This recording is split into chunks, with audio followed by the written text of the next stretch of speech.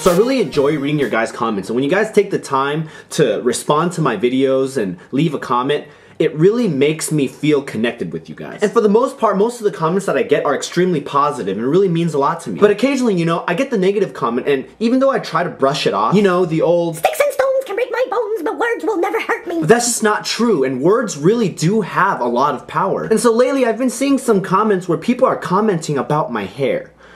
Or lack of hair. And even got to the point where my good friend Han stepped in for me and said, "Look guys, Frank knows, okay? You don't have to be a jerk in the comments." And I really appreciated that. And you know what I realized is, even though it still hurts, I can either run from it or learn from it. And so let's get a few things straight first. One, yes, I am losing my hair. And two, yes, I know. If you guys remember from some of the old pictures and home videos that I've shown you guys, I was a kid that always had a full, thick head of hair. It was so thick, in fact, that as a kid, my mom used to cut my hair with a straight razor blade because scissors just weren't cutting it. Get it?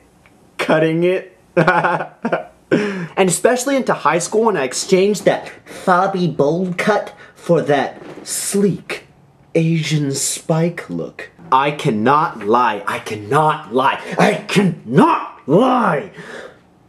But I loved it.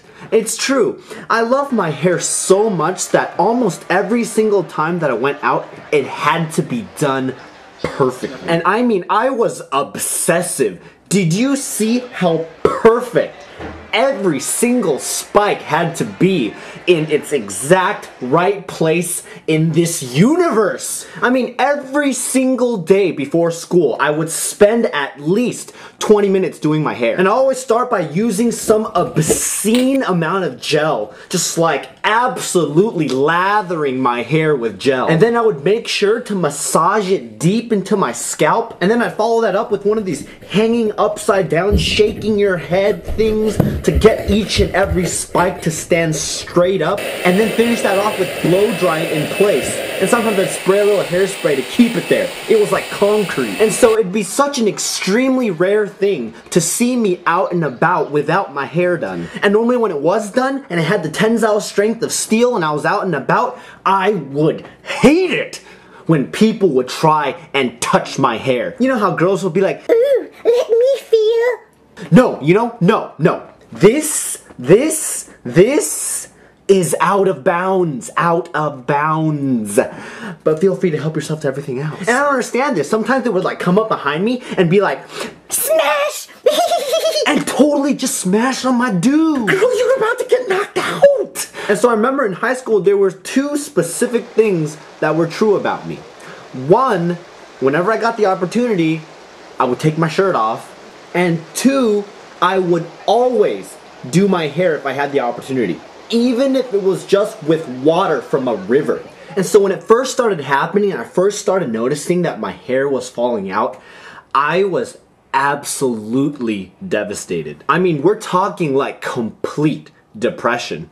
See, for so long, I had placed all of my confidence in my vanity. And so when I realized that it was actually starting to go, it drove me into complete obsession when I tried to cling on and hold on to it for as long as I could. I mean, it's kind of dumb, but I really should have known. I mean, looking at my grandpa, he was bald.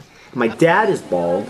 But it's not like when I was a kid, I was looking at them and thinking, oh shoot, if I observe the genetic trends of the males within my ancestry, and the propensity for male pattern baldness, there's a greater than 3 sigma possibility that I'm going to be bald too. You see, nobody does that. And so it ends up being one of those things that you take for granted until it's gone. A lot like good health, a job, loved ones, safety. And so the biggest thing that I took away from all of this is everything in this life is temporary. And especially when it comes to appearances and youth, it is all temporary.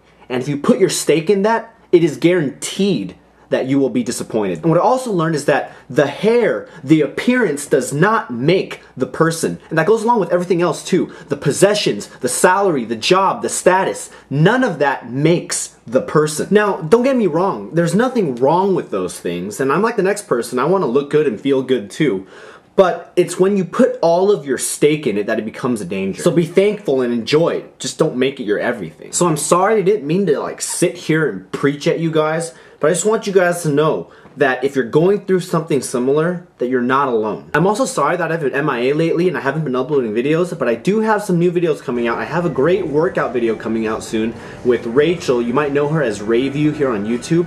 And I promise you guys, I have a Supra video coming out soon. I know a lot of you have been asking me about those 2 turbos in the back and a lot of questions about my car, and you guys want to see it. I still have it. I will make a video about it, I promise.